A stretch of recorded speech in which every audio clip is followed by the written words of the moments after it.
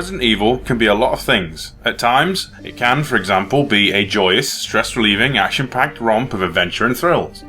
What it also can be is a dark, brooding scarefest in a very haunting world. We're going to be focusing very much on the latter today. Horror resides in that darkness, and its bedfellows are many other negative emotions.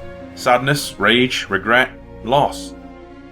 You're watching First Aid Spray, and this is 5 tragic Resident Evil characters. Lisa Trevor, Resident Evil 2002. Sometimes, pure horror is simply a matter of being in the wrong place at the wrong time, and this is sadly true for a lot of Umbrella's victims.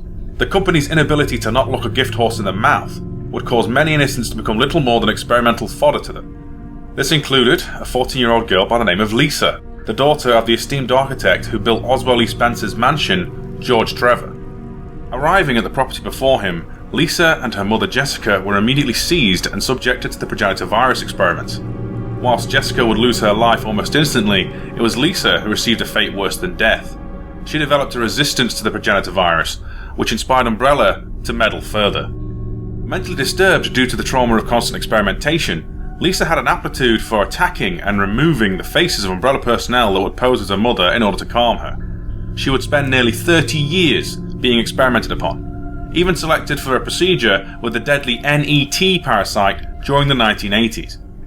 Not only would she survive this as well, it was decreed to be because of the effects of a gene she had developed that would later go on to form the G virus. However, over time in the ensuing years, Lisa became more of a danger to keep than a worthwhile asset. The research results she produced no longer outweighed her risk to the company, and she was selected for disposal. Her dead body was observed for 3 days before it was dumped in a shack outside of the mansion grounds. Even still, she once again rose and began stalking the foothills of the Arklay Mountains. It wouldn't be until the self-destruction of the entire Spencer Estate facility that she would be assumed dead, and even then, there's nothing to say that she didn't survive this as well.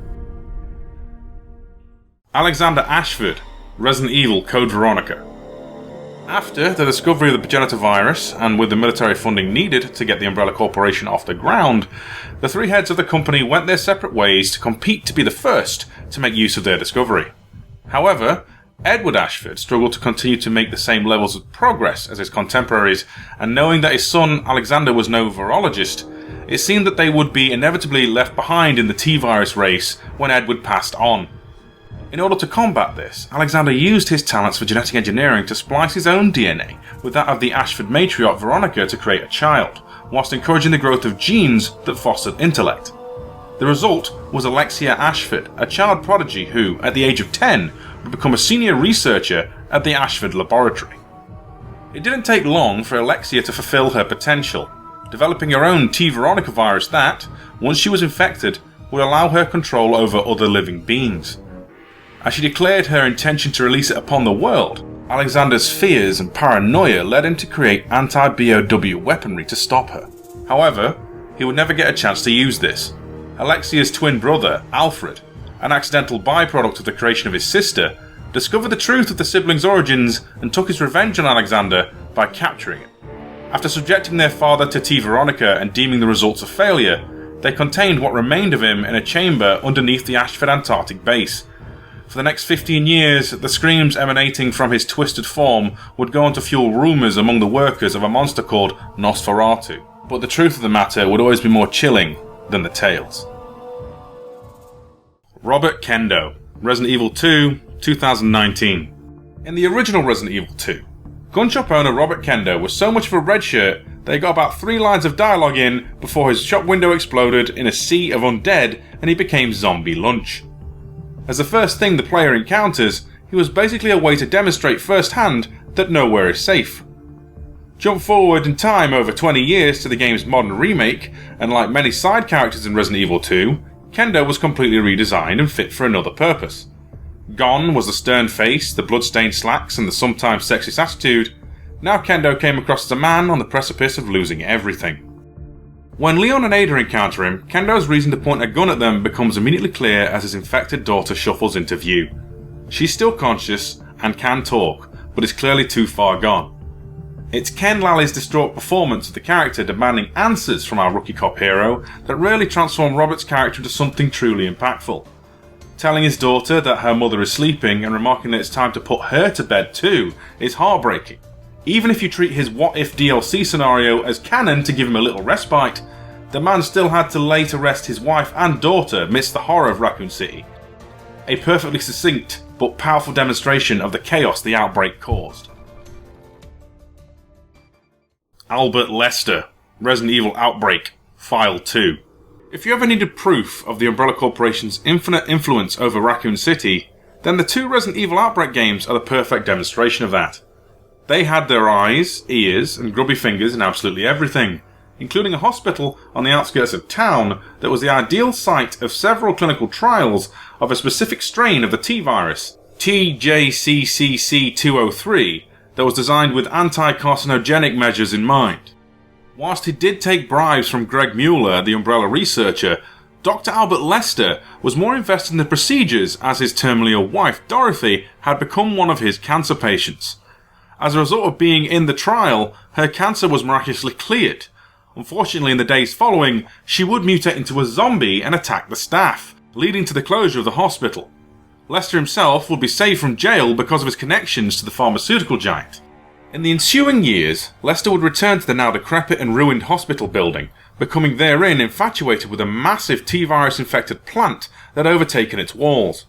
His care for the creature was a replacement of the care he had had for his wife in life, and over time he thought of the plant as Dorothy reincarnated, even hearing her voice emanating from it.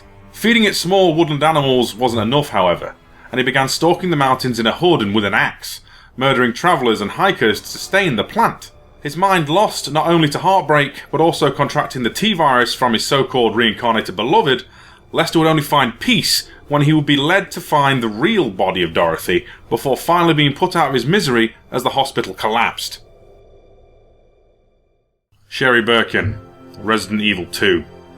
At the heart of the story of Resident Evil 2 is one man's obsession with control over his own work, that he winds up being literally consumed by it.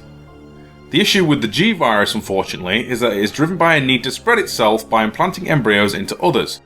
In order to do this successfully, the host needs to share DNA with patient zero. Sherry, in the game's setting of 1998, is only 8 years old and, not for the first time, abandoned by her parents.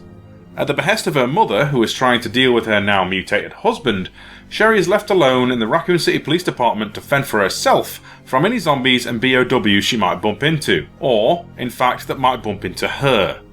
Not for nothing, but an 8-year-old girl abandoned by her parents at all is sad enough, let alone the fact that she is used to it at this point. This situation gets even worse when William's mutated form specifically begins to target his terrified daughter, intent on stopping at nothing to infect her and spread the horrific G-virus. You have to wonder how much of Birkin's consciousness remains within, perhaps frozen in horror as he watches himself do this. Luckily for Sherry, on top of surviving Raccoon City's terrors, she also survives her infection via the anti-G vaccine Devil. At the end of this ordeal, however, she is completely orphaned and left at the hands of the United States government, who proceed to tell the 8-year-old that she is a threat to the world if she falls to the wrong hands due to the G cells in her body. Unbeknownst to her, however, is that her protector, Derek C. Simmons, is using her blood to propagate bioweapons of his own.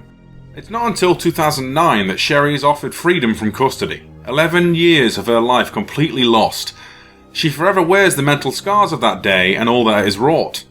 And physically as well, as the dormant G-virus in her system stops her aging past her early 20s.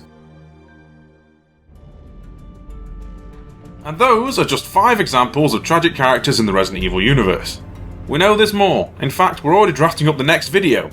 But let us know what you thought of this and other tragic characters in the franchise in the comment section below. Don't forget to subscribe to stay up to date with the podcast and future video content, and hey, good on you for sticking around till the end. I've been Steve, have a good one.